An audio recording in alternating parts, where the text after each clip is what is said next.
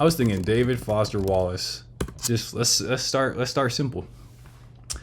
There was this interview. Is this too much right now, fam? An hour and a half. We could start watching it, but this is the one that I always see clipped, and then we can maybe revisit. We can poke around. So why don't we just get it cracking? And I'm finna play it. Do you think that is something that is true, that humor can only come And then let me know. Can you guys hear this one? Can you guys hear right now? Oh, okay. The out of Charlie something Rose one, sad, or do you 2003. think that is a cliche? Okay, cool. Let's start here. I'm running it Do you back. think that is something that is true, that humor can only come out of Bro's face looked dumb as hell though. Look, he said. something sad, No, or no, do no, you I'm think just that playing. is a cliche?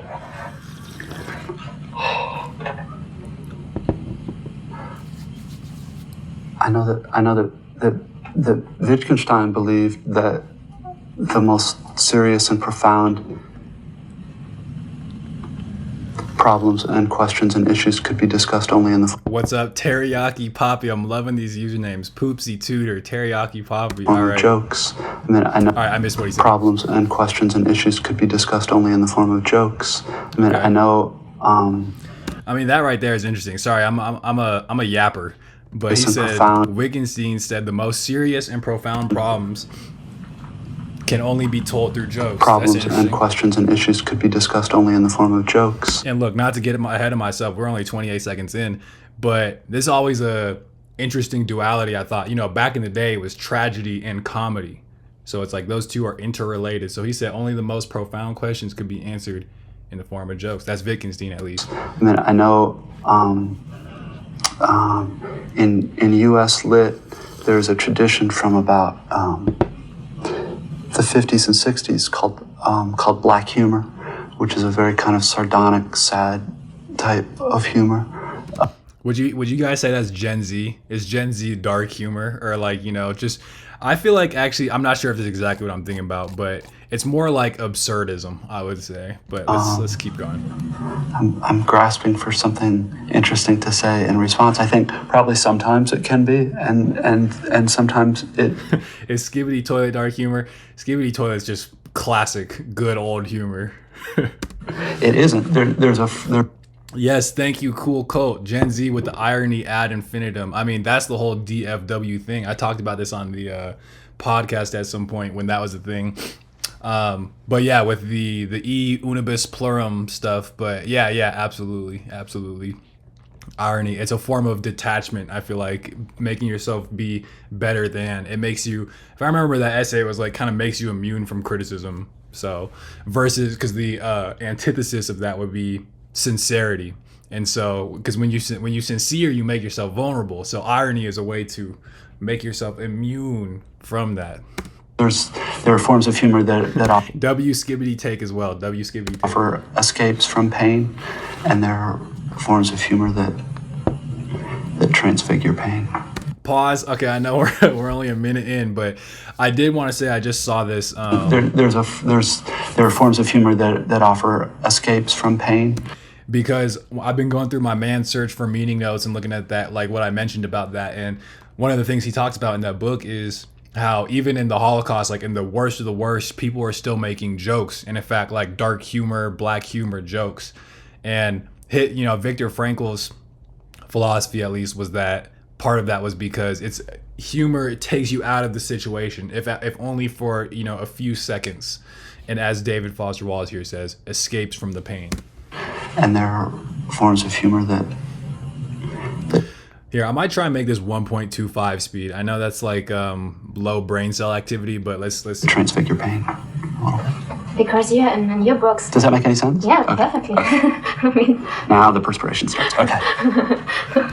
a note on perspiration, actually, because he said so. I was watching like a little clip of the "This Is Water" speech, the commencement speech that he gave famously, but he mentioned something about like how he's gonna be perspiring. Something about, is everyone sweaty? Because like I know I am. It was something like that. Pull up close to a Subway Surfer too. Yeah, okay, here we go. it's It would help. You know what would help me? Tell me what you think.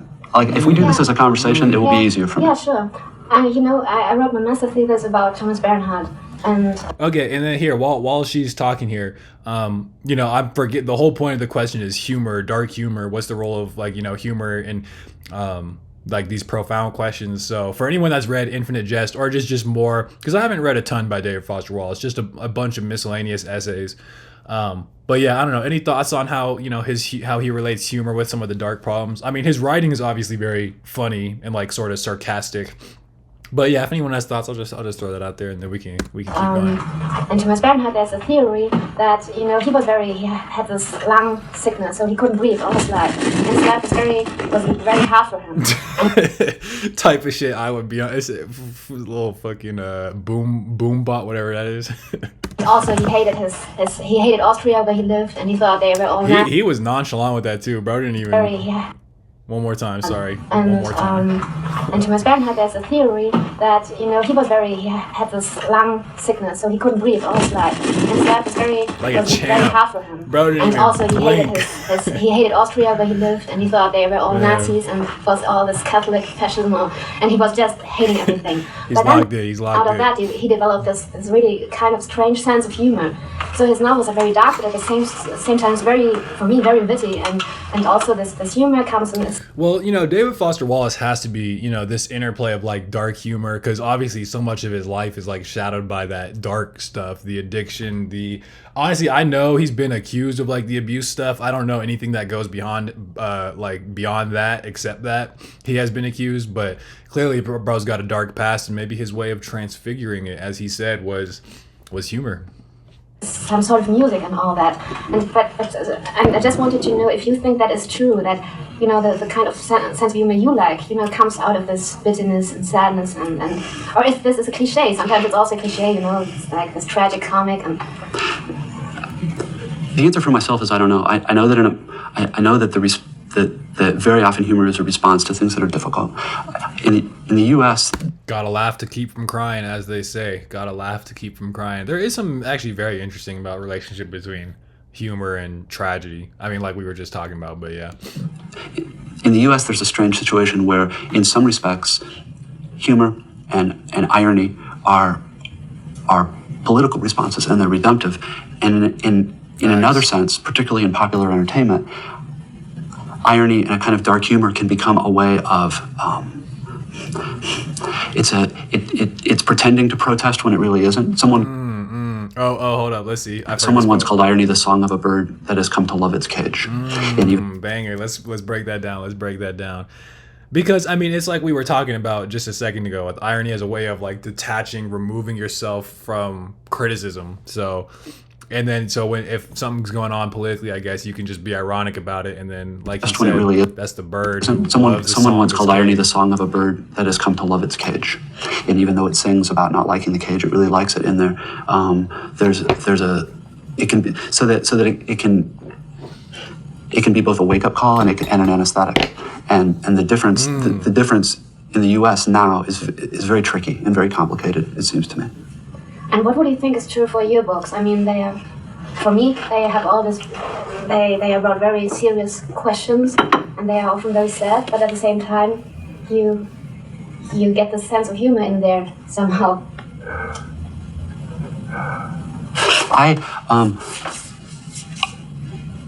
I'm not often all that aware of stuff that's really funny in the book. In the American version of Infinite Jest, I set out to write a sad book, and when people liked it and told me that the thing they liked about it was that it was so funny, it was just very surprising.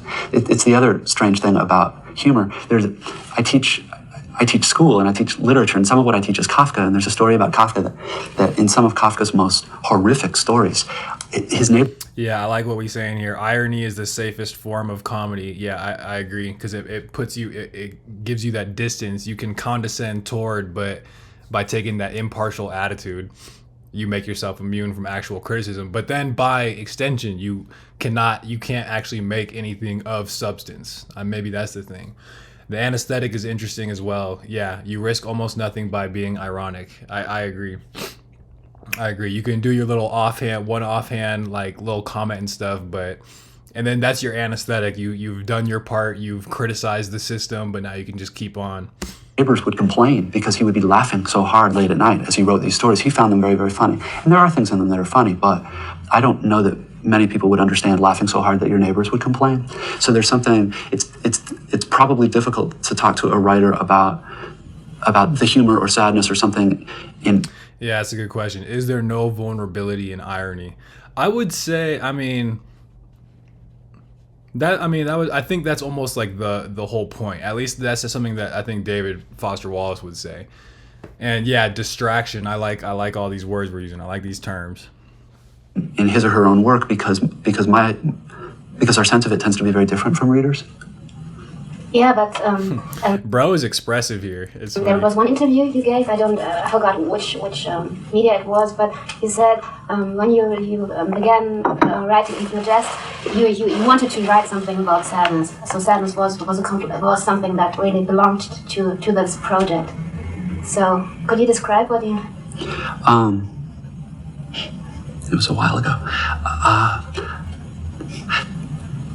The easiest way to talk about it would be that for the upper middle class in the U.S., particularly younger people, things are often materially very comfortable, and there's also often a great sadness and emptiness, and it's difficult to think about and difficult to come up with answers in the abstract. And I think I had started that book after a couple of people, not close friends, but people I knew who were my age had committed suicide. And there was just a relevant. It just became obvious that something was going on. And so I know that impulse was part of starting the book. Because I'm understanding this as almost like a culture shift in this idea of like, it does seem like nowadays everyone is so depressed and anxious and just mentally unwell. And, there's a ton of questions as to like what the source of that is. And then I think from what I've gathered by DFW, a lot of that is just like the entertainment, irony culture where you're able to just tune out. But when if you're always ironic, then you never have the element of sincerity. And there's a little bit, I feel like you need a little bit of both, the middle way. But if you're constantly ironic and never do partake in sincerity, there's almost something wholesome. I mean, that's almost the thing. When you are wholesome, you make yourself vulnerable to criticism, to being made fun of. That's what he talks about in E Unibus Plurum or whatever it is. But you do need that level of wholesomeness, or else you will become spiritually starved, malnourished. And maybe that's what he's talking about, where a bunch of his friends are committing suicide, and obviously he ended up going down that route too. But yeah, it's interesting. The book is so long, though, and took so long to write, that it's almost hard to remember the impulses at the beginning because everything sort of changes. I mean, it's something you live with for years and years rather than something that you just have an idea or a feeling and you just do. I think one of the ideas of the book is that there's a particular ethos in U.S. culture, especially in entertainment and marketing culture, that very much appeals to people as individuals, that you don't have to be devoted or subservient to anything else. There is no larger good than your own good and your own happiness. And that in the book, as best I can recall, characters who become drug addicts, there is a form, the root in English of addict is the Latin addicere, which means which means religious devotion. Interesting. It was an attribute of beginning monks, I think. There's an element in the book in which okay, let's reflect on that a little bit. He said religious devotion. And one of the things that I'm sure he's talked about this too at some point, for sure, actually, just in that speech I was watching earlier with he says at some point, everybody worships something, sometimes it's gods, but it could also be capitalism. It could also be your corporate job, stuff like that. And people become addicted as a way of coping. Potentially about this whole culture shift that he's talking about. Everyone's depressed, so what do? You turn to drugs. And that is what you worship. That is what, as he would say, drugs become something that you worship. In the sense that he said here, religious devotion. Which means religious devotion. It was an attribute of beginning monks, I think. There's an element in the book in which various people are living out something that I think is true, which is that we all worship and we all have a religious impulse. What do you know? Look at that. Call me prophetic. Impulse. We can choose to an extent what we worship, but the myth that we worship nothing and give ourselves away to nothing is simply sets us up to give ourselves away to something different. For instance, pleasure, or drugs, or the idea of having a lot of money and being able to buy nice stuff. Yeah, the god of capitalism, absolutely, of which so many of our society are religious devotees.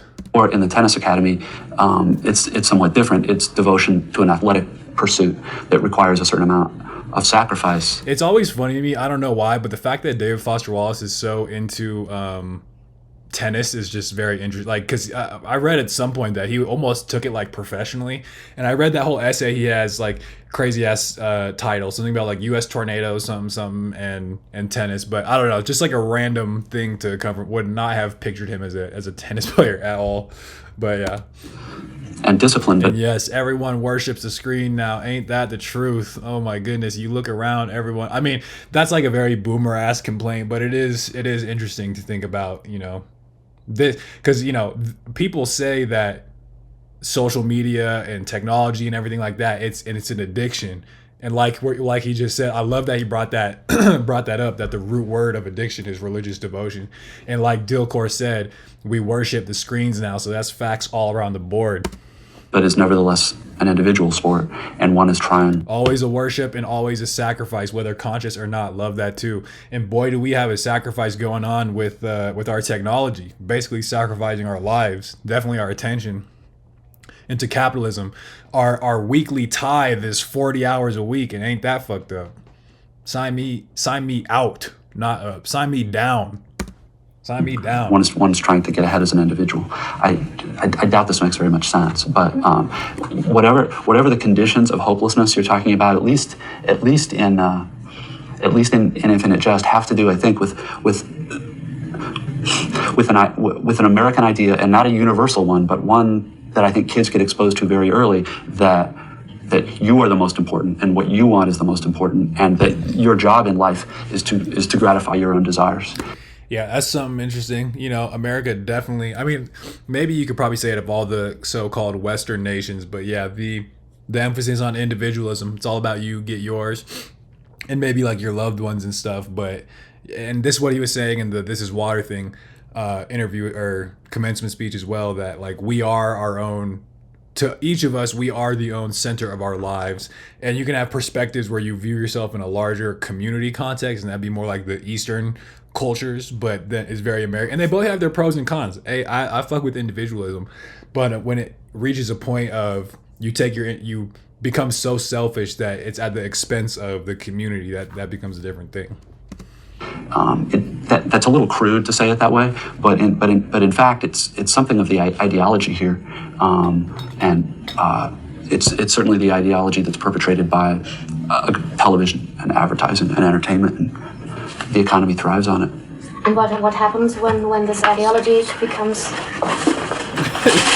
Bro, sound guy blowing it. I mean, okay, this is the unedited, you guys can't see the title, but it's the unedited interview. But bro got the boombox thing in his face. He said, sorry. Oh, God, sorry. You didn't charge your batteries, bro, before interviewing David Foster Wallace. What are you thinking? Fire. Next. Shit, I was halfway lucid for a second there, too. And it probably didn't come through? That was fine. I was feeling lucid. I promise. He said, I was feeling lucid. That is to say, I was feeling myself. Bro was spitting. But no, don't worry, David Foster Wallace. It came through loud and clear. I went out for the last question very well, but it's kind of hard because he moves in and out. Yeah, okay. I move in and out? Oh, yeah. You know, the thing is, the background is not... He said, oh yeah. Bro's a hater. What the fuck? Hold on. Okay, I feel like my face looks orange/red. Can I get another light? Now let's see.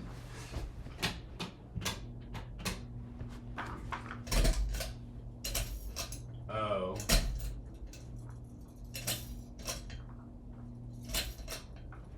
All right, let's see. Am I less like orange? No, I'm still pretty orange.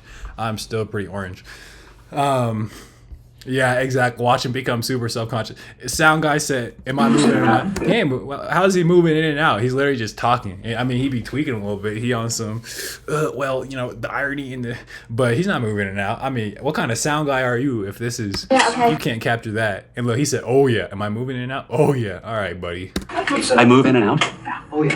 The thing is, the background is not too pretty, of course, and that's why we're not showing. I'm sorry. No, that's okay. No, because you're Oh, pontificating. God. Hey, thank you. You have to. There's a nice Very word. deep. Wait, what did he say? That's okay. No, because you're pontificating. Hey, thank you. You have to. There's a In nice very word. deep, Someone's been reading David Foster Wallace, sound guy.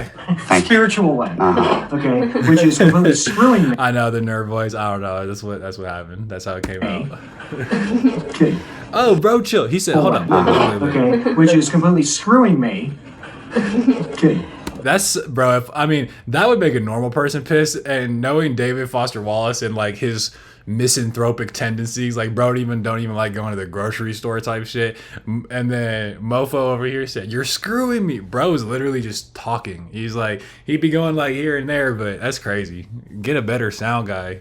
That's it. Yeah, I'm kidding. So you are. You're I can tell you're very. Twitchy. I'm sorry? You're very reflective. Well, these are hard questions. Particularly when it's about something you did like 7 years ago. Okay. I just shoot the pictures. Yeah. I would trade places with you at this moment. Anytime. He said anytime. Don't clueless ass fucking sound guy. What the hell? Get bro out of here. What do you think does this ideology lead you when children are told from the beginning everything that counts is your own happiness and your own pursuit of of satisfaction? Well, of course, nobody tells you. I mean, mom and dad don't sit you down and say this. This is something very subtle and is delivered by a great many messages. In just conversationally. You already know he's like self-conscious about pontificating too, and sound guy gonna be on fucking. Do you get what I'm talking about? I rather doubt that Europeans' idea of America is very different from this. I mean, this is one enormous engine and temple of self-gratification and self-advancement, and in some Let's pause that. That was a banger. One enormous engine of and temple. self-gratification and self-advancement, and in some ways, I mean, that is an excellent description of modern society right now. Absolutely. it works very, very well. In other ways, it doesn't work all that well because at least for me, it seems as if there are whole other parts of me that need to worry about things larger than me that don't get nourished in that system. And do you think the Europeans? Yeah, that's even the language we were just using. Whole other parts. There are whole other parts of me that don't get nourished. When you're just on the dopamine treadmill, just on the social media, just on the capitalist grind, buying new stuff, toys, things like that, but you neglect that wholesome, perhaps more spiritual aspect, as of he me says. that need to worry about things larger than me that don't get nourished in that system. Nourished. Love that word. Let me see. We got a chat. Yep. DFW doesn't want to be, or wants to be perceived like everyone else. Yeah. And then here sound guy comes. Great. Yeah, I agree. Definitely. Mm-hmm. Yep. And do you think the Europeans know that? Do you think From the Europeans I've talked to, yeah. I mean, it's when I get in arguments with Europeans, it's that their view of it is sort of exaggerated and simplistic. It's a very complicated thing, and full of paradoxes and ironies and all kinds of stuff. And the idea that America is one great big shopping mall and that all anyone wants to do is grasp their credit card and run out and buy stuff. I mean, yeah, that's kind of facts, though. I mean, I think he's saying this is the simplistic version of that, but I mean, that's an excellent. Have you guys ever had those conversations with people and they just like they're just totally bought into like the consumerism culture, and it's like, oh, why don't like I've had I get a phone, I keep that thing for as long as I can, and it's always like, bro, you don't get the next phone, shit like that. It is kind of surreal to see people who are, basically live like David Foster Wallace says, they treat like America is one great big shopping mall. And there was this poem I heard. It was like it was like on some random ass program that I heard it, but it was like one line from a poem, and it was something like, malls are where Americans go to be lonely together, something like that. So just and that all anyone wants to do is, grasp their credit card and run out and buy stuff, is a stereotype, and it's a generalization. But as a way to summarize a certain kind of ethos in the U.S., it's pretty accurate, particularly after the elections we just had. iPhone 12, no case, never been cracked. I know, and then you see people who are like, look at you crazy if you don't get the. I mean, I don't know if everyone's like this, but I know a lot of like adults, for instance. Like I can think of some people in my life right now. They pay off their car every month, right, making their payments, and then they finally pay the car off. They don't have to make the payments anymore. And like their instant reaction, like it's just a default. It's like, okay, sweet, now I can get a new car. Like, and they'll just go and repeat the same thing. It's like being that's just when you're totally immersed in that capitalist culture. Or like, okay, something don't work, I'm just gonna, instead of trying to fix it. I mean, low key, I'd be a victim. I do this as well, but it's like, okay, fuck it, just buy another one. That's consumer, right? You consume. Tuesday. It's the U.S. is not getting better. He's talking about election. Particularly after the elections we just had on Tuesday. Dude, oh my God. Some you imagine how hard David Foster Wallace would go in the Trump era? Bro would be cooking. We might actually have some movement out here. The U.S. is not getting better in this area. It seems like it's getting worse.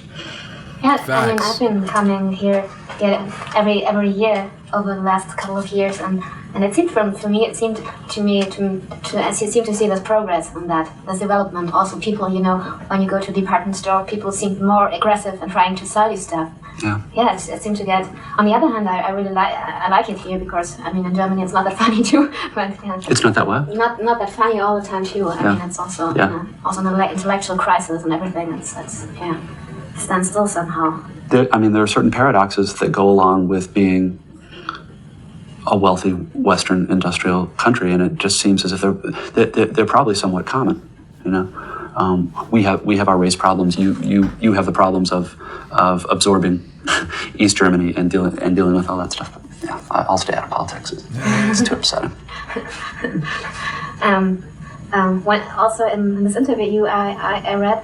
There was also this that you said, well, you wanted to write something about a generation. I mean, you weren't sure if you were right about this generation, but you somehow had that feeling that your generation was in that kind of trouble. Well, my memory is one of the reasons for studying the book in the future was that. Oh, is Infinite Jest set in the future? I did not know that. Oh yeah, because isn't it basically about like everyone's just on like an entertainment loop? Like that's the Infinite Jest part. But okay, yeah, I didn't know that. Was that I'm not 40. Is Infinite Jest sci-fi? Let us know in the comments. So I was born in the early 60s, and to an extent, I think my generation tends to think of itself as children still, and as people with parents. And I remember wanting to do something about what would be the situation of our children, kind of the next generation. And this childlike thing has this also something? There's one story and interviews with hideous men where the depressed person is always talking about the wounded inner child. Is that something that belongs together, or is this? Language like that, the wounded inner child, the inner pain, is part of a kind of pop psychological movement in the United States that is a sort of popular Freudianism that Freud mentioned. Let's go. Has its own paradox, which is that the more we are taught to list and resent the things of which we were deprived as children, the more we live in that anger and frustration, and the more we remain children. I mean, that's a very simple way of putting it. But I think the character in that story is sort of a compendium of kind of all the worst and most painful features of the popular psychology movement in the U.S. And I don't know whether there's any.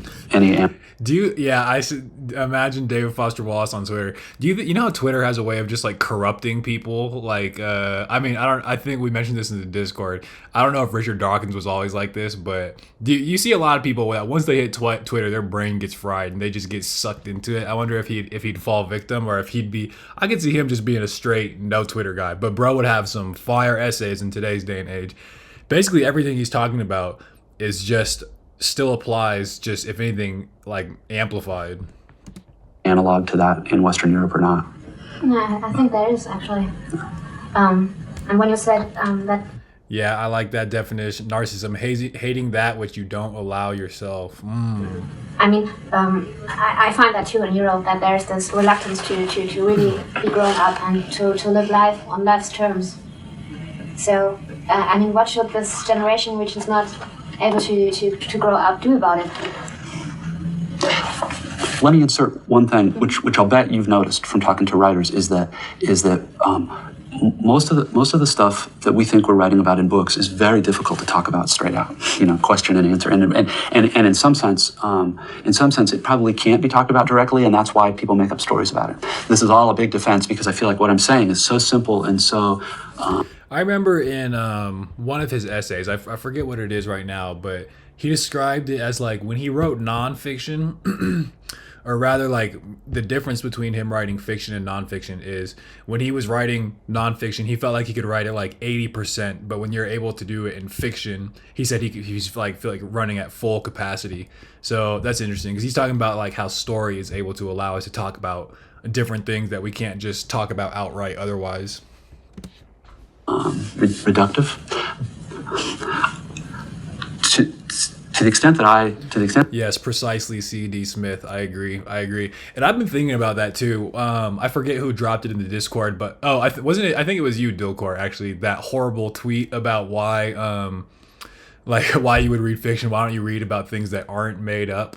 And yeah, it's an interesting question because it's just been something I've been thinking about, and I do think that's one of the many other aspects of what makes fiction, useful, not even useful in that sense, but one of the benefits of fiction. Because it's also like, if I'm taking that dude's stance, it's like, okay, well, fiction gives you new perspectives, and it's like, yeah, okay, well, so does nonfiction. But one of the things about fiction too, for me, is that it's like imaginative, right? Like there's a whole set of possible, stories and characters and thoughts out there, but fiction allows you to explore that in a way that nonfiction wouldn't. Here, one second, I'm closing my door. extent that I understand it, being what you call grown up isn't a lot of fun a lot of the time. There are things you have. You know what, too? The fiction useless, like that, it's kind of interesting because there's another way of thinking about it where it's like, because Oscar Wilde, in his preface to The Picture of Dorian Gray, he has a line, actually, infamous line, all art is useless. And I mean, there's honestly are obviously different ways to think about that, but there is an interesting element of, we do all this like with the question of what's more like, is it better to read fiction or nonfiction? I mean, at the end of the day, there's something to be said about fiction could be completely, useless in the sense that it doesn't give you facts or information or anything, but that doesn't make it any less meaningful, if that makes sense. There are things you have to do. There are things you want to do that you can't do for a variety of reasons. And I think I think there, for young people in America, there are very mixed messages from the culture. There's a streak of moralism in American life that extols the virtues of being grown up and having a family and being a responsible citizen. But there's also the sense of do what you want, gratify your appetites, because treat yourself, as they say. Also, like, I'm not the one. Every time I want to go get a little mocha, I said, treat yourself, bro. When I'm a corporation, appealing to the parts of you that are selfish and self-centered and want to have fun all the time is the best way to sell you things, right? And the point that emerges from that is that. Also, correct me if anyone knows. In fact, you know what? Look, that's the beauty of streaming here. Wikipedia, David Foster Wallace. I'm pretty sure he did his like undergrad, or was it his grad work in it was like straight philosophy, right? Here, wait, work, early life and education. Yeah, regionally, right? It's just so, I don't know. It's funny that bro's tennis to me. Yeah. That's the one I read. Derivative sport in Tornado Alley. Yep. Blah blah blah blah. I swear, bro was here. Wait, let me check the. Yep. I agree. I do get my sweet treats. Don't worry, I do. Of how much not. Yeah. I agree. So okay, and in philosophy, well, did he do his undergrad in? Wait, because I know at some point he did an MFA too. I'm not. Let me. Oh, okay. Majored in English and philosophy. Dang, he got the summa cum laude as well. Bro was kind of brilliant. Oh wow, he had a lovely singing voice. Would you look at that? Modal logic, mathematics. Wow, interesting. Senior thesis in philosophy. Oh, yeah. Hey, look, I was just talking about this. Riding the broom of the system. I feel like I was using 97% of me, whereas philosophy was using 50%. Yeah, okay. I mean, you can totally see. I think that's why he's so interesting because C.D. Smith, you say he did analytic philosophy. I didn't know that. But so it's got like the raw logic, pure philosophy, abstract reasoning stuff. But then he's also got, the masters of fine arts. And he was clearly just a fascinating thinker. And when you get both of those, like the rigorous logic of analytic philosophy plus the literary aspect of his MFA and just reading and stuff like that, then you get a mofo like David Foster Wallace. Stop playing with me.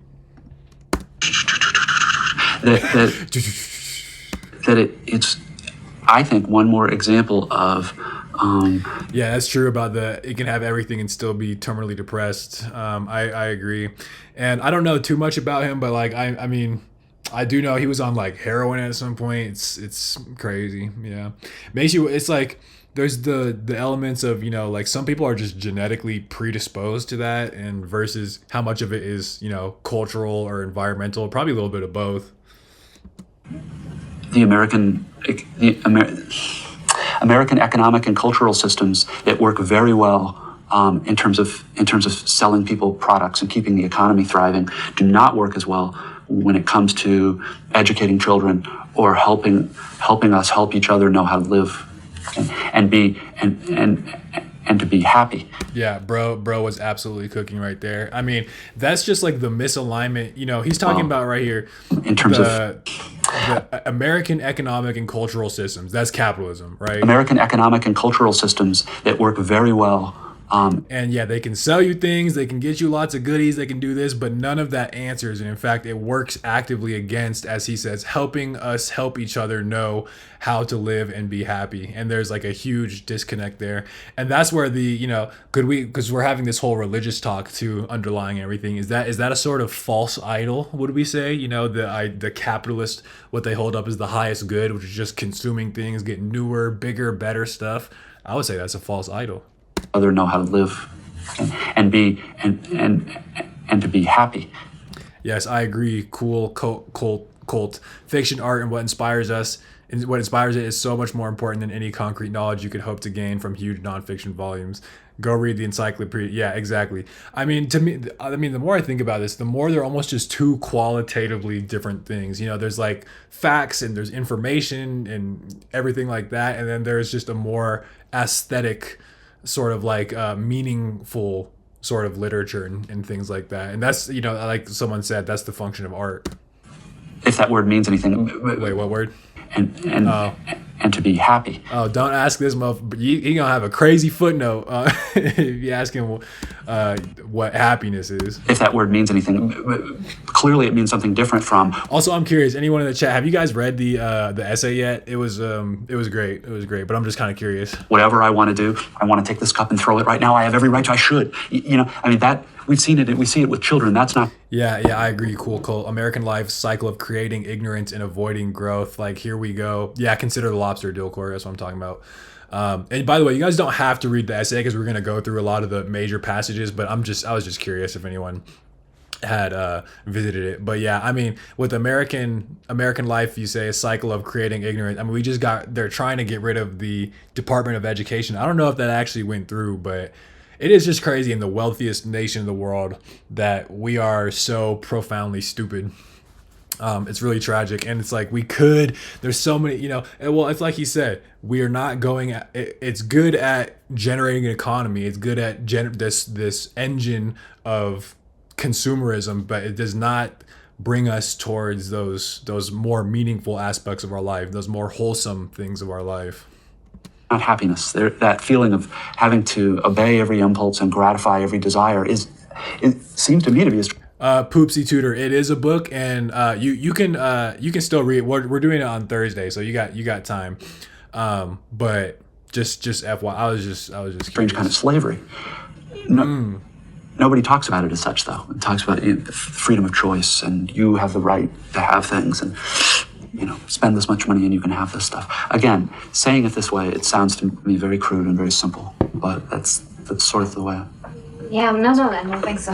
But I mean, once you Yeah, bro, it's expressive. Also, let me know if this is getting boring for you guys. Let me know if we just not boring, but if we want to switch clips, just let me know. But I'm gonna keep riding it out for the moment. But I got a pulse on what chat wants. Does this make any sense to you? Yes, you're cooking. And I'm not lying. Cooking king. I will tell you. But I mean, but what do you've spent time in the U.S. Is this some? Yeah, but I think it's not only a problem in the US because everything that happens here somehow is copied by by people in Germany, and there it's also this impulse that you only have to do what makes you happy and forget about all the others, and you don't want it to be with boring people who need you, and that's not attractive and all that. So it's it's more or less the same thing. So it makes sense to me, of course. And it works very well as a system for running an economy and keeping goods produced and sold, and it works wonderfully. The ways in which it does. This is what was crazy about that tweet, Dilkor, that you shared, where it's like, why would we make comparisons with 1984 and Brave New World? It's like that's actually a prime example of one of the great instances of fiction being useful. It's like those stories were so prophetic of what society is like now. So I mean, it's prophetic in that sense, and also you can just look to, and that's like in 1984, none of that stuff had necessarily happened. But by using your imagination to just imagine yourself in different perspectives, different contexts, it leads to something like 1984, which ends up becoming a reality. I don't know who that quote is, but life mimics art, and that's precisely why we should be reading 1984 and Brave New World. Doesn't work are much more difficult to talk about. So what would I mean? Yeah, you said it's but speaking of that, where doesn't it work? One's reduced to talking. I think about general terms like being grown up, or a term that's rarely used here anymore. And see, and now I feel embarrassment because I'm going to sound like my grandfather or something. But the word citizen, the idea of being a citizen, it would be to give us that Latin root, bro. Give us that Latin root. No, I don't think he will, but just to understand your country's history and the things about it that are good and not so good and how the system works, and taking the trouble to learn about candidates for political office, which means often reading stuff, which isn't fun. Sometimes it's boring. But when people don't do that, here's what happens. Well, and that's what he described it earlier as an anesthetic. And, like he's talking about like political civil duties, almost responsibilities, but no one's got time to do that because we're so busy being anesthetized from the woes that society puts us through. You have your 9 to 5, you get home, you're dog tired. I mean, we talked about this in the shortness of life video, but yeah, I mean, so that's another example of capitalism and just American society offering its anesthetics. Because if you wake up, if you're off the anesthetic, they don't want that. They don't want that. The candidates win who have the most money to buy television advertisements, because television advertisements are almost voters know about the candidates. Therefore, we get candidates who are beholden to large donors and become, in some ways, corrupt, which disgusts the voters and makes the yeah, in some ways corrupt. Yeah, no, I mean, that's actually a perfect diagnosis. That's exactly what happens. I mean, that's what, to me, is like, that's where the saying money is power, or rather, well, that and money is the root of all evil, because it's like the reason our politicians are so corrupt is because they got there in the first place because they were backed by donors who now they have vested interests in. There's an agenda, and then there's this, and then once they're in power, then they can use their power to perpetuate that inequality, and the whole system, it just exacerbates, and then we get at a crazy place like we're at now. Voters even less interested in politics, less willing to read and do the work and do the work of citizenship. And when I was a little boy, there was a class called, he said that little, sorry, I bet it was sound guy. F in the chat for sound guy. F in the chat for sound guy. Citizenship. Here are certain things about America and America's history. Here's why it's important to vote. Here's why it's important not just to go in and vote for who the best looking candidate is. Here's what's really interesting, and I don't know if you can translate this. Talking about this now, I feel ashamed, because my saying all this sounds to me like an older person saying this, like a person lecturing, which in American culture sets me up to be ridiculed. It would be very easy to make fun of what I'm saying. Be very, very easy Yep, that's the thing. He's being sincere, and when you're sincere, that opens you up to, like he says, basically getting made fun of. to make fun of what I'm saying, and I can hear in my head a voice making fun of this stuff as I'm saying it. And this is the kind of paradox, I think, of what it is. Of what it is to be a halfway intelligent American right now, and probably also a Western European, is that there are things we know are right and good and would be better for us to do, but constantly it's like, yeah, but it's so much funnier and nicer to go do something else. And I mean, that's the anesthetic quality. When you're forced to confront the all the woes of the world, that's hard work. That's sincerely hard work. But instead, you could kind of just have your little ironic snide remark. That's your anesthesia. You could go to your goodies. That's your anesthesia. Who cares? And it's all bullshit anyway. And, sorry. No, but it's the same dilemma actually in Germany, with people wanting to say something and knowing at the same time it is this intellectual stereotype, but on the other hand, you can't forget about it. I mean, and one of the things it causes is tension and unhappiness in people. I don't think it's very complicated, and I don't think I've named the only reason for it. The paradox is that sort of tension and complication and conflict in people also makes them very easy to market to, because I can say to you, feeling uneasy, life feels empty. Well, here's something you can buy or something you can go do. It Perfect. There's the anesthesia right there. There's the capitalist anesthesia. Perfect. makes us. It makes for the economics terms.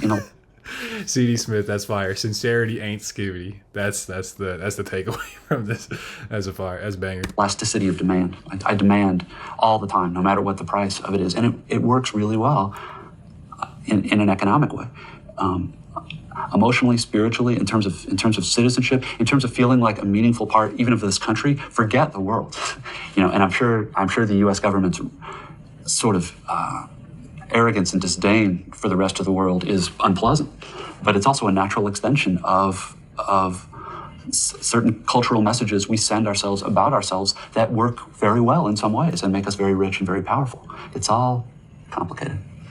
True that. We are somehow addicted to having fun, and even in so-called serious literature, it's that you don't want to make this effort anymore. Books who are serious also have to be very entertaining, and you don't want to be bored. And that's I mean, I think 20, 30 years ago, you could still read a book, and it would be this kind of work to do, but you wouldn't think, well, I have to be entertained all the time. Yeah, what is your guys' take on that? Like the TikTokification, just in the term of like losing your brain cells, just constantly need the temple runization of literature. Like, do you think we're at a point where people just are less able to actually read, or is it always going to be generation after generation? There's always people who will, love and fall in love with literature, but is it getting worse? Do we have to be entertained all the time? Because I think about that too, because some of the classics are genuinely so entertaining. Like I'll read a contemporary book and it's boring as fuck, and then I'll read a supposedly boring book, but if you can get into it, it's like genuinely entertaining. So interesting thoughts. And then, so how do we get out of this dilemma when everything, even for intellectual? Yeah, I mean, I agree, Dilkor. I agree. People can't even write essays nowadays without ChatGPT. You think they're gonna be reading books? It's unlikely. It has to be entertaining and not boring. And I don't know that I'd agree with the last part of what you said. There's a real split. It's interesting that you went and interviewed Crichton because. Yeah, Dilkor. So you saying that reminds me of something I was just about to say. You said there will always be people, but it's going to be less and less. So there will always be people who are interested in literature, but it reminds me of the mythological motif of, once mankind or whatever is first created, from there it is a constant degradation and corruption. They just become more and more corrupt. This is the Christian version of the story. There's also like the Hindu version where it's just, again, like people become more and more corrupt. So it's like I go back and forth between, it's like everybody is the same, ever since the ancient times. It's like, this generation doesn't know how to so and so. So I go back and forth between like, it's always going to be the same themes repeated over and over, just in new forms. I go back and forth between that and no, we're genuinely on a road to corruption, and we're just getting worse and worse, and eventually the floods are gonna come. Do the math on what that means. There's a real split in U.S. literature between between commercial. Yeah, the generative AI taking over creative pursuits. I agree. I think it's interesting. I don't know if anyone else is feeling this, but it's always cycles in all things. AI, I mean, at least at first, I feel like was definitely like, hot shit. Look, it can make these cool images and everything. Like, but I feel like people are taking a turn towards, the AI slop. Like anything created by AI is actually kind of shunned. So I don't know. I'm curious what people think about that, but I agree. I mean, it's definitely gonna fuck some things up, and I don't think everybody cares like that and really has a difference between AI slop and real sincere work. But yeah, Literature, novels like that Crichton writes, Stephen King. yeah, cognitive offloading. Yeah, absolutely. It's almost like I think the way I've heard it described is like, the calculator, where it's like, okay, yeah, like I could do these mental calculations in my head, but that's what a calculator is for, and it makes that happen instantaneously. But if you apply like the calculator to all your critical thinking, you're in a without that calculator, you are just completely lost. You're hopeless Tom intellectually. Clancy. Who are the other big? Grisham, the law guy. If what speaks to the soul can be made of digital forms, then it might replace books completely, in the same way writing took over rhapsodes and memorization of epics. So I guess the key thing there, C.D. Smith, would be, can AI, will it be capable of truly speaking to the soul in digital forms? Is that something it could genuinely do, or is there a distinctly human element to that? And then, yeah, Dilcor, I lean towards the road corruption because, I mean, iPad, yeah, I mean, great example. Yeah, I agree. We're going to have a whole generation because I don't know about you guys, but for me, I was in like middle school or high school once smartphones became a thing, and I already feel like my brain's kind of cooked from that. Could you imagine from that critical develop? I mean, we learned about this in our neuroscience classes too. First few years of life are very important for basically virtually every neurological process. And yeah, you put iPads in front of little babies for the first couple of years, they're coming out cooked. They're coming out cooked.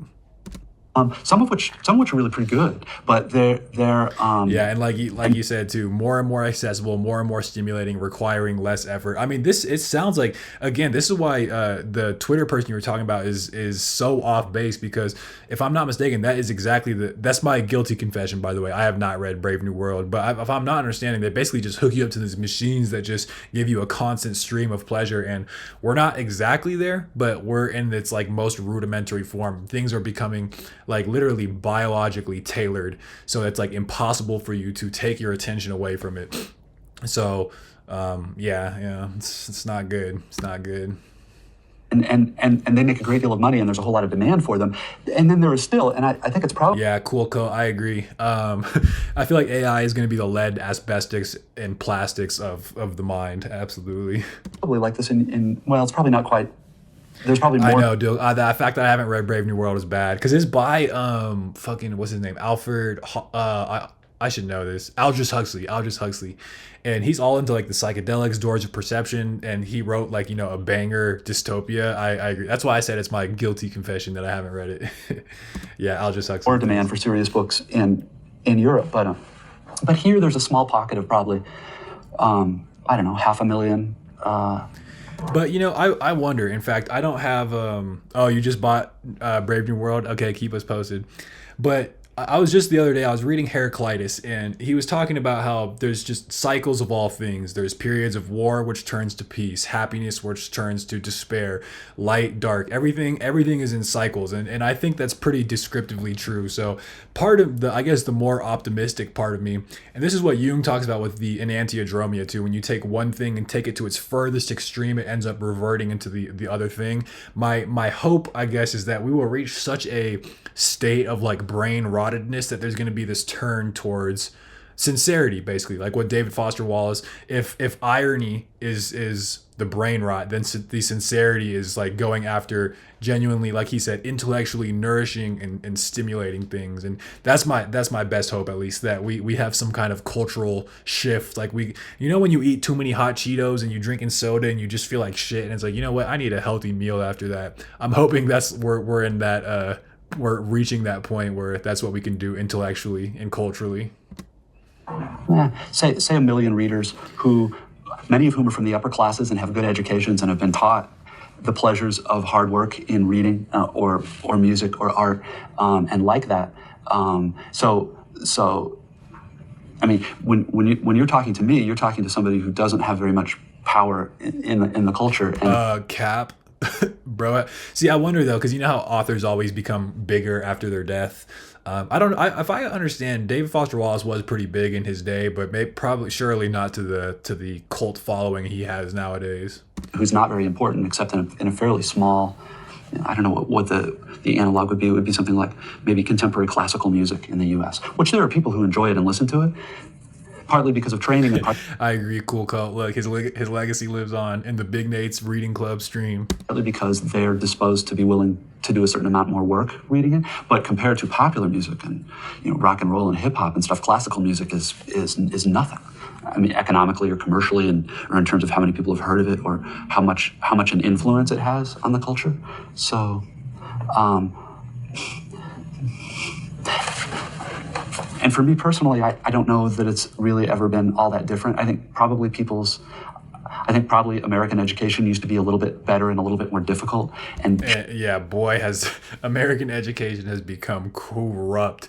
That's what's crazy. Wealthiest nation, and yet we're so stupid. And I think they do it intentionally. That's like my, if we wanted to go full conspiracy, there is something to be. I mean, that's the number one thing, the opiate for the masses, keep them dumb.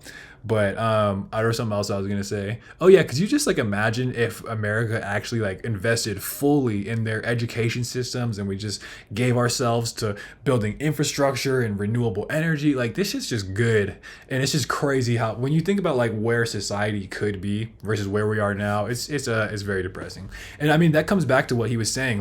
The reason none of that stuff happens is because it's against the already vested interests. The politicians aren't doing that because they are the ones being subsidized by the companies, and so the corporations, basically the representations of capitalism. So capitalism essentially just buys the political process and manipulates it to further do the one goal of capitalism, which is maximize profits, which of course is going to bring us further and further into despair.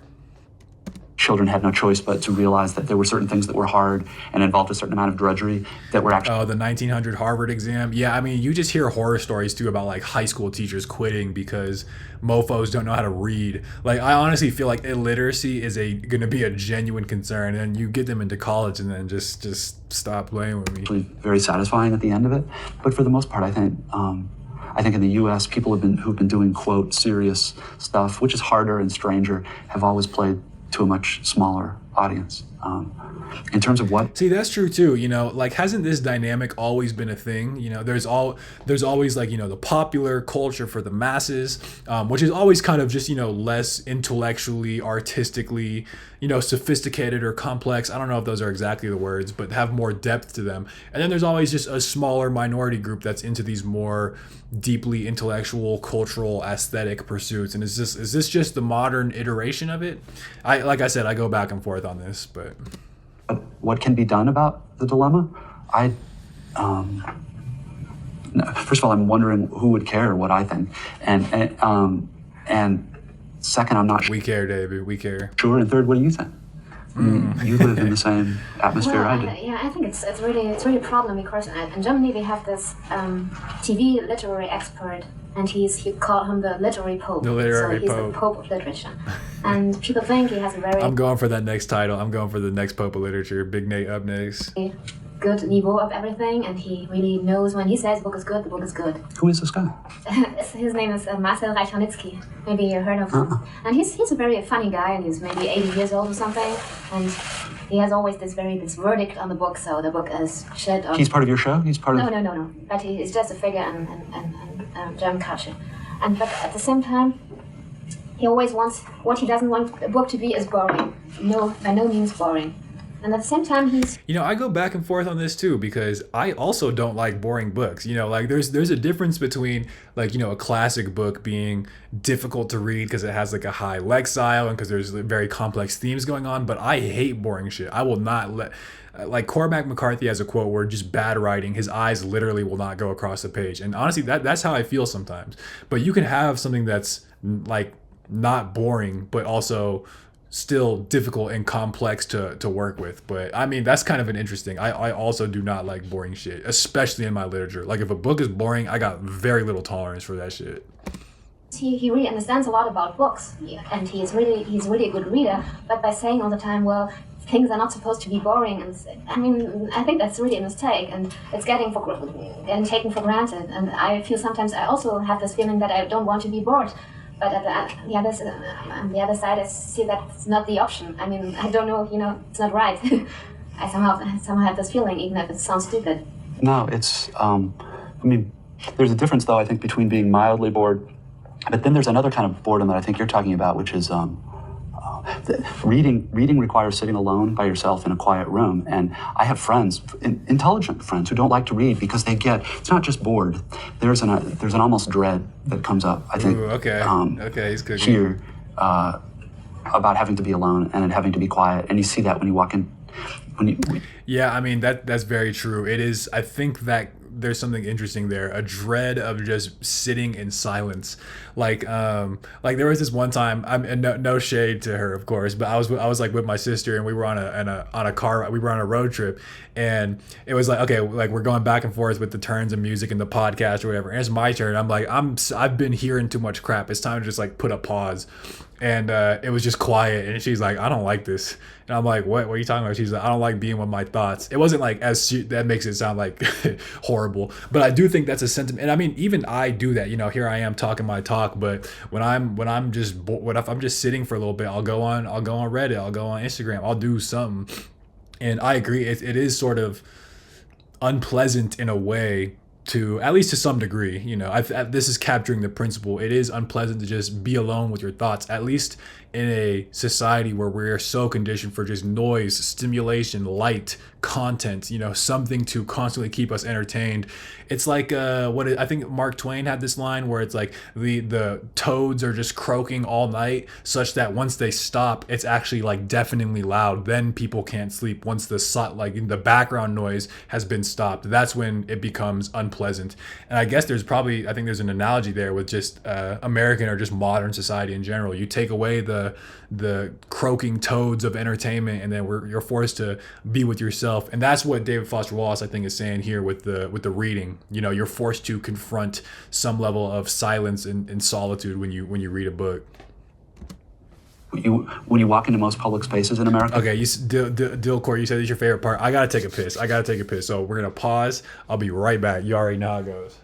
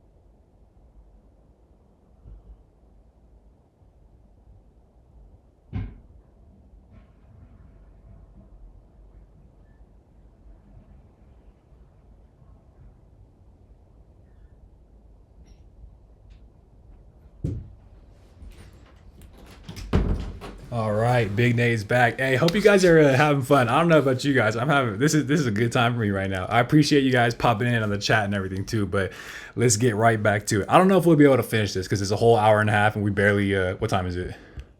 7:13. That's what time it is for me. But all right, It isn't quiet anymore. They pipe music through. Wait, hold on, I missed that.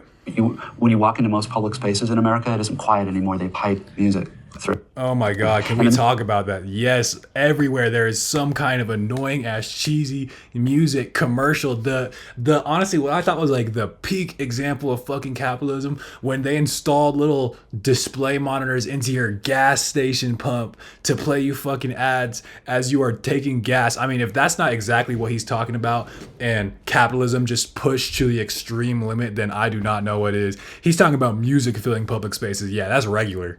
That's regular. Imagine if he knew about this gas station shit. When you walk into most public spaces in America, it isn't quiet anymore. They pipe music through. And the music's easy to make fun of because it's usually really horrible music, but it seems significant that we don't want things to be quiet ever anymore. Facts. And to me, I don't know that I could defend it, but that seems to me to have something to do with when you feel like the purpose of your life is to gratify yourself and get things for yourself and go all the time. There's this other part of you that's the same part that can kind of is almost hungry for silence and quiet and thinking really hard about the same thing for maybe half an hour instead of 30 seconds that doesn't get fed at all. Yeah, exactly. I love that. There's a part of us that's hungry for silence and solitude. I'm reminded of this quote by Montaigne where I forget exactly what he was talking about, but you can have overstimulation, and it's the analogy he makes is when you irrigate a plant too much, right? A plant needs water, but if you fill it too much, it becomes flooded and it becomes detrimental to the lamp. Or if you put too much oil, not a lamp, sorry, I was going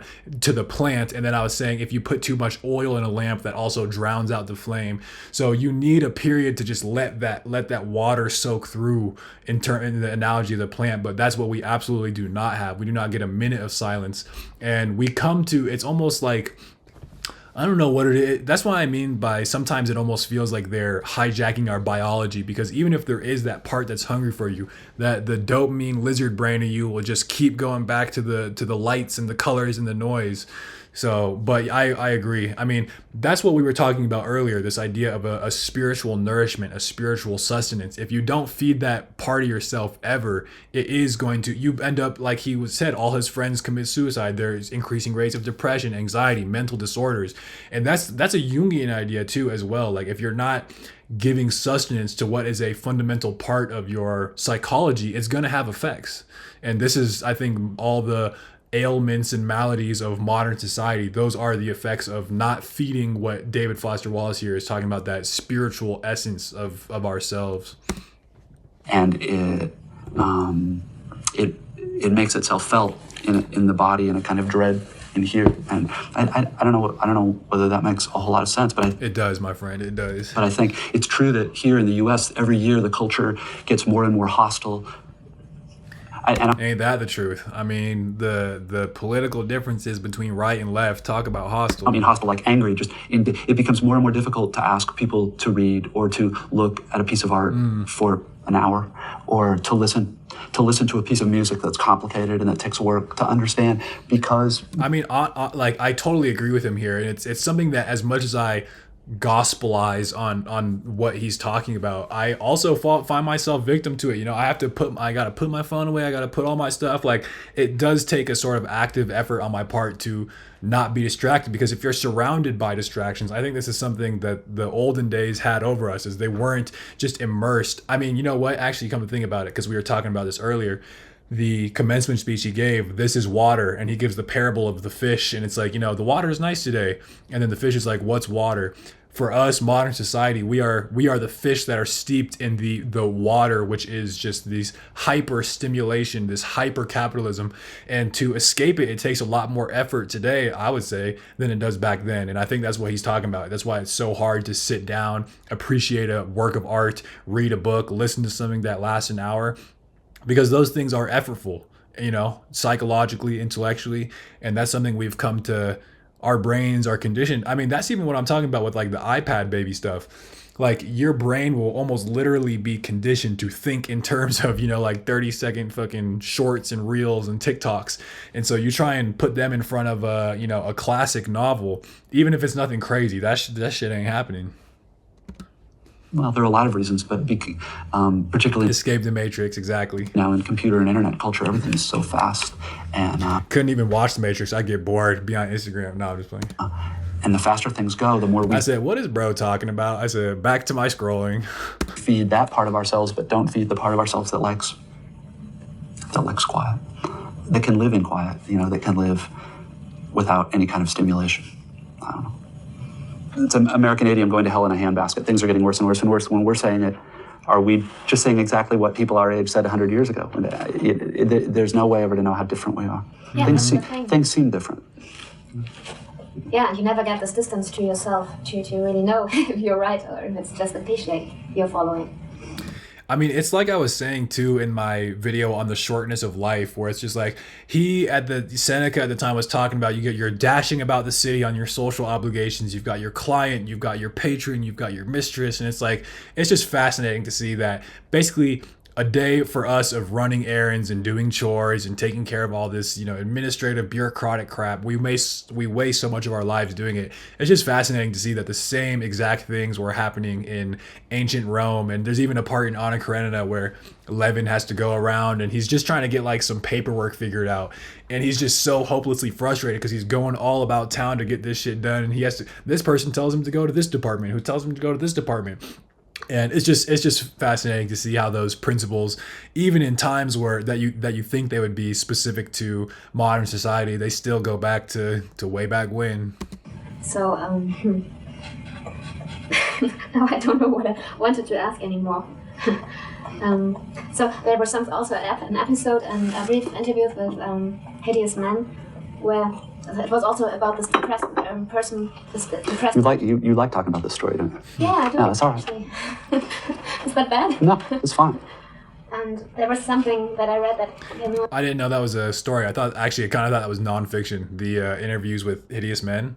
Someone let me know in the chat, but it happens to me very often. I have a friend, and she has multiple sclerosis, and that's a very bad thing for a young woman. That's no fun. No, definitely. And she calls me, and as soon as we pick up the phone, she instantly begins to talk, about her sickness. okay, that's funny. I did not know it was a fiction. Literally, this whole time I'm thinking like David Foster Wallace actually sat down and interviewed people, and I'm like, that sounds fascinating. Like, get in mind, like David Foster Wallace is the interviewer. That sounds great. Okay, nice. I'll have to check that out. Maybe we can add that to the list of things we need to read for the reading club. What she takes, and about going to the hospital. And Now, is this part going to make it onto the interview? Are we going to hear this part?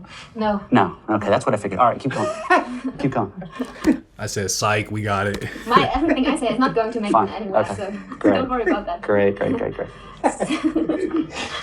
But I thought you wanted to have a conversation, so... Yes, no, this is good. I'm just wishing this is good. Well, they can hear it, but it's not making it to the show. All right. So she calls me, and at the moment I heard... Sound guy need to pipe down again. I'm sick of him. I think, oh shit, okay. The next couple of hours are gone because she's telling me all that stuff, and on the one hand, I know she has really got to get that out, and it's somehow my duty because I like her to hear that. But on the other side, I think of my, my free time, and I thought, well, I was just sitting here and now I have to hear all this stuff, and afterwards. But when it's over, okay, I think, well, it's good that Yep. Imagine, though, if she called you up late at night and talked to you for 2 hours and it was mostly apologizing for bothering you, so that it's just one more layer of frosting, which is just something that goes along with kind of a depressive temperament. So yeah, backseat interviewing us fags. There's a lot of narcissism and self-hatred. Yeah, but what I was thinking is what is so bad about me, what's wrong with me, that I'm, that I hear her name and I think, oh shit, again, that happened to me, I shouldn't have picked up a phone. And that's, that's also part of the problem, because on the other hand, there's something that knows that that is something I have to do, really. Yeah. We all got yappers like that, they be talking too much and don't be reciprocal. I feel her. A couple hours too, bro, I gotta go. Yeah, but it's also, it's not. Well, no. Now we're in this conversation. I'm going to be talking about your specific thing. This doesn't get used, right? No, but it's just kind of. This doesn't get used, right? Ooh, bro got done dirty. Newsflash, it did. I don't think you're a bad person for. I have a friend who's not sick but lost her mother, sister, father to cancer all within 3 years, and then her best friend died of AIDS in San Francisco. This woman had the most terrible 2 or 3 years of anybody I've ever heard of.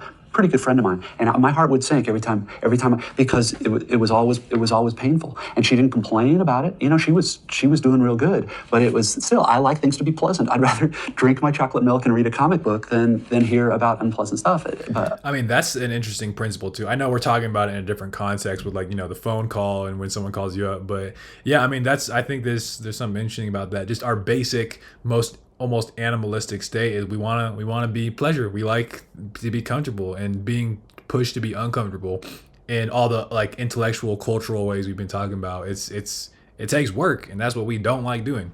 Americans in modern society, we known for being lazy. The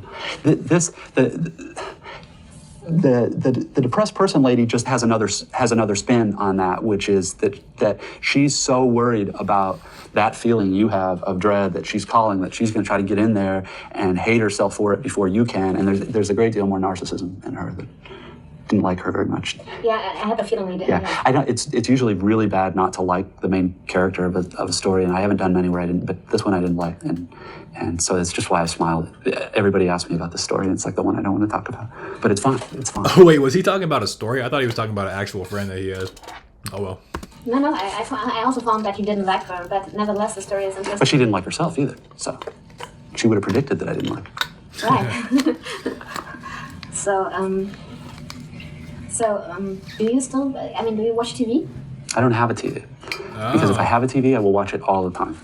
Okay, that's even what I was talking about earlier with, like, sometimes you gotta just actively, when you're so surrounded by it, you have to take active measures to put that kind of stuff out. That's interesting.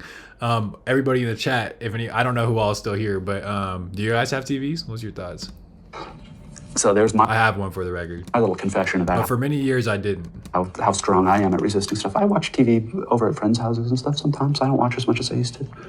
Yeah, but Infinite Jest, the entertainment is not coming from TV directly, but it's coming from these, I thought they were small, from these cartridges that you kind of order and get all the time.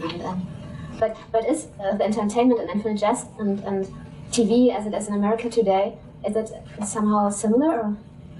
Well, I don't know what you mean by TV. I mean, there's network TV, and there's cable TV, and there's satellite TV, where we can get 500 channels, and then there are movies and various things available on both tape and DVD. And so, Just wait till bro hears about streaming services. phenomenon of TV, the stuff you can look at when looking at a TV, is probably not all that dissimilar. My memory in Infinite Jest is that there was some complicated setup where they would sometimes broadcast things and then sometimes deliver it to you on a cartridge, and you would have to let me go look at that. I don't remember very well. Yeah, no, that's right. I don't think there are things about the book that are not.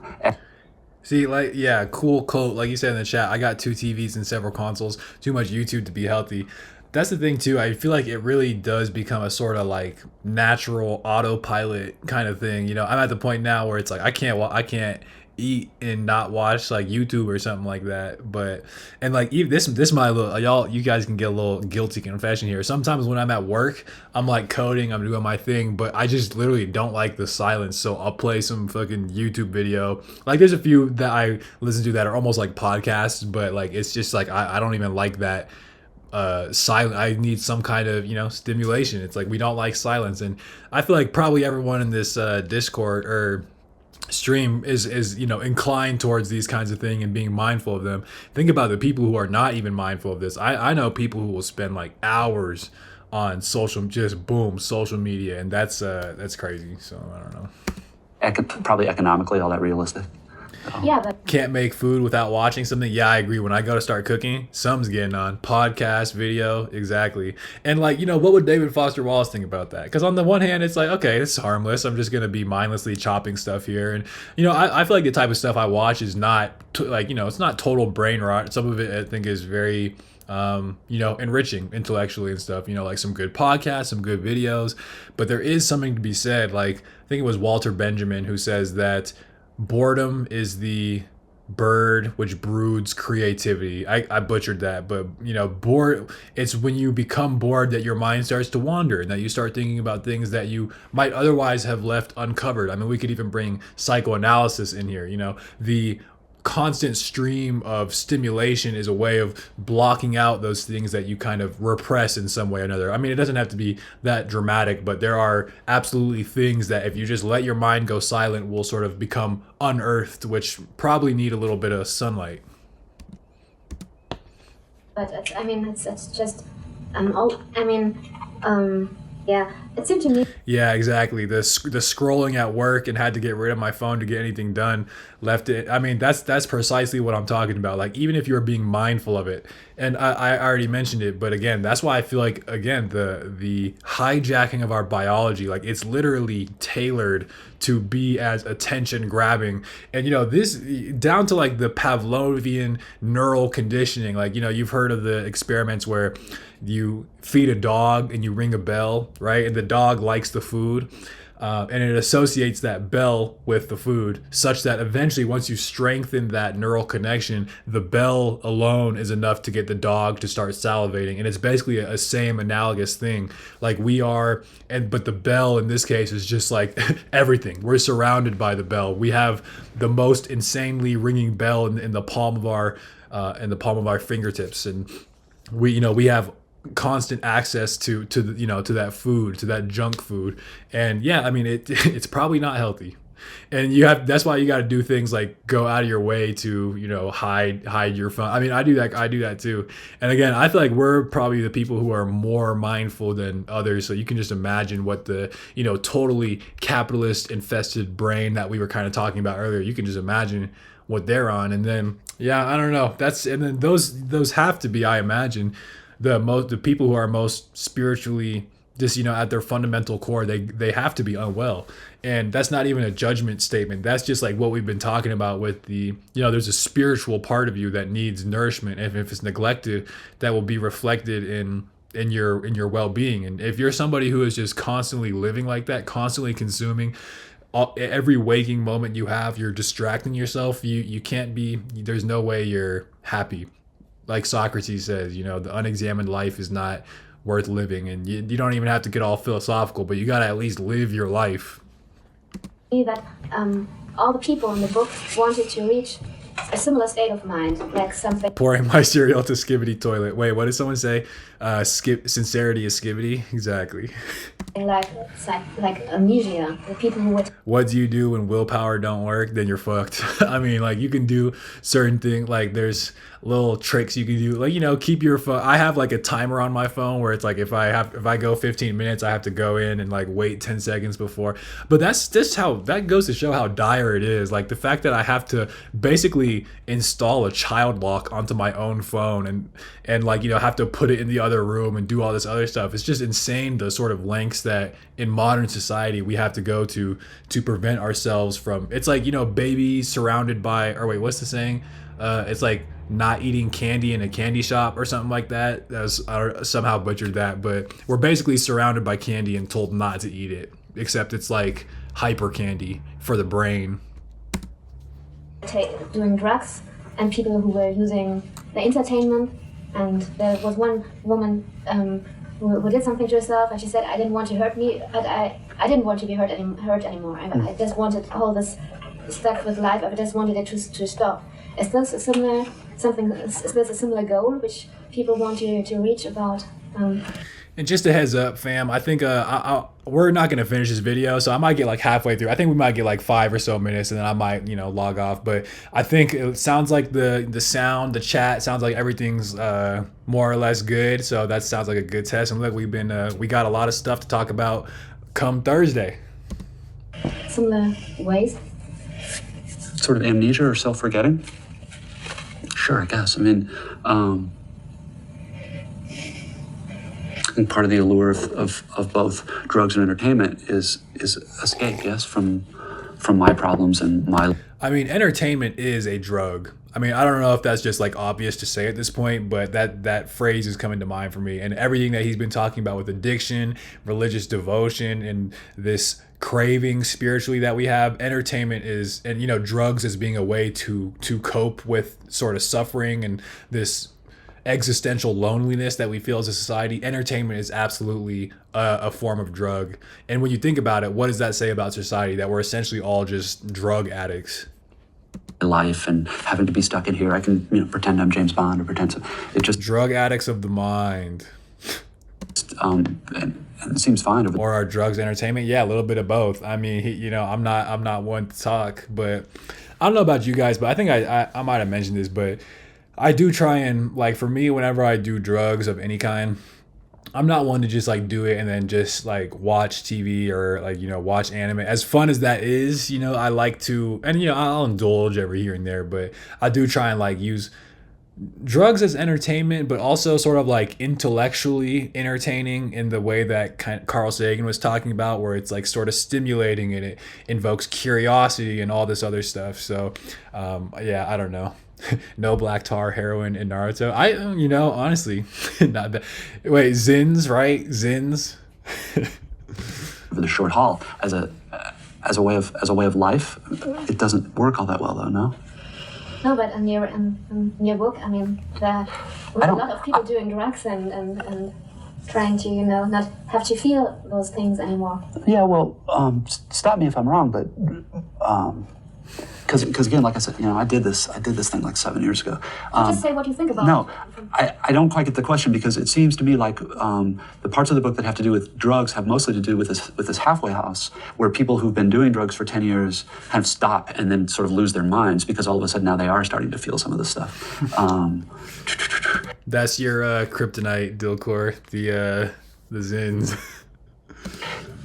So if you're talking about the more general allure of drugs, to the extent that I understand it, which is about as specifically as I'm going to talk about it, it seems to me to be, and this isn't a very original thing to say, it's a pretty natural extension of corporate capitalist logic, which is, I want to feel exactly the way I want to feel, which is good, for exactly this long, and so I will exchange a certain amount of cash for this substance, and I will do it. But it's all of course a lie, because the control gradually goes away, and it stops being that I want to do it. It becomes that I feel I need to do it. And wow, that was a great description of addiction. I mean, when you think about it, just based off everything we've been talking about, we've all heard of those studies where it's like you give rats like cocaine or heroin or something, some kind of dopamine inducing drug, and they will just do that until they die. And obviously they're rat brains, they're much simpler creatures, but I mean, you can't say that there's not a parallel between that principle of just doing something over and over, becoming addicted to it, like David Foster Wallace is saying. And an analog, I mean, we're all rats, and then as he described it, the engine of capitalism and addiction and consumerism and this hyper dopaminization of everything, that's our little lever, and we just do it and do it and do it until we die. And that shift from I want something to I feel I need it is a big one. Yes, I mean, most of the. Oh, I didn't know, Dilcor. That's fascinating. I'll have to look into that. I've never heard of that, but that makes so much sense. That makes so much sense. Fascinating. Problems in my life have to do with my confusing what I want and what I need. No, I was just having this very, I have to admit, very simplistic notion that what we wanna reach, what most people want to. Okay, and Dilcor, like you just said, with I'm thinking about it now. You're saying that the rats will refuse to take the drugs when they have a community, and that's precisely what's happening in modern society. We don't have community. We are alienated. We are. We're constantly surrounded by people and places and things, but spiritually we are all alone. And I think that's why we are continuing to push the lever of the drug, which in this case is, whether it be, actual drugs or, something like entertainment and all the other stuff that we've been talking about. It's because we lack a community and we need some way of coping spiritually. And this is the drug that makes it all go away. Reaches the state of thoughtlessness, not having to think anymore. And I just wanted to know if there are several ways to reach this state of mind, and if, watching entertainment all the time and You're talking about entertainment in general, or the entertainment in the book? In the book, and also, when I turn the TV on here, it really drives me crazy, but it's because it's always, I see a little piece, and then it's commercial break, and then they show me something, and then I'm supposed to watch the longer part, but I've already seen the longer part, so it's no use of doing that. So it drives me somehow mad, and this all creates this kind of state of, if I do it every day, 7 hours maybe, Well, particularly if you have a remote control, see, when that happens, you go to a different channel. And if you don't like that channel, you go to a different channel. And one of the reasons I can't own. That's the equivalent of scrolling on TikTok. And let's see, one thing DFW used to harp on a lot is how much easier it's getting to sit inside alone all the time, how comfortable it is. And so naturally we turn to these things, substances, distractions. Yes, even more. Yeah, I think that was in the E Unibus Plurum essay too, where we're becoming more and more isolated. Yeah, which again will turn us to all the things that he's been talking about.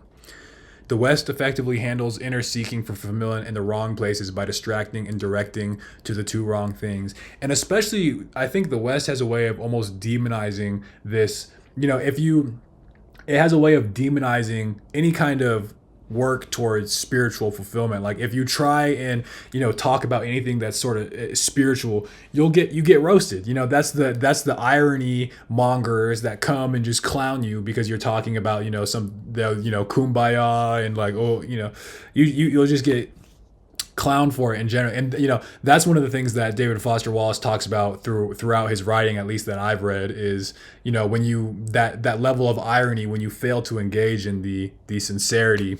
I mean, that's just related to everything we've been talking about. Let's see. Yep. Yeah, exactly.